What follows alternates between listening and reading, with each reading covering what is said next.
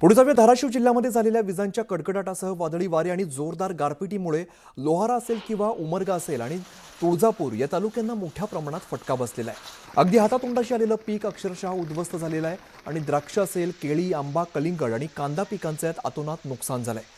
तर हिंगोलीमध्ये कळमनुरी परिसरात औंढा नागनाथ तालुक्यातील पिंपळदरी परिसरामध्ये मध्यरात्रीनंतर अवकाळी पावसाने हजेरी लावली। त्याचबरोबर कळमनुरी परिसरात गारपीट देखील झाली आहे आणि या गारपिटीमुळे आंबा फळांचं आणि हळदीचं नुकसान होण्याची शक्यता वर्तवली जाते। तर गडचिरोली जिल्ह्याच्या हवामानात अचानक बदल झाला आणि सकाळी पावसाने जोरदार हजेरी लावली आहे। जिल्ह्यामध्ये विजांच्या कडकडाटासह पावसाला सुरुवात झाली आहे आणि गडचिरोली शहरासह अनेक तालुक्यात पावसानं हजेरी लावली आहे। पावसामुळे अनेक भागातील वीज पुरवठा खंडित झालेला असून जनजीवन पुरतं विस्कळीत झालंय। तीन दृश्य आपण बघतो, धाराशिव, हिंगोली आणि गडचिरोली या ठिकाणी अवकाळी मोठ्या प्रमाणात बरसताना दिसतोय, त्यामुळे फळबागांना या ठिकाणी मोठा फटका बसतोय।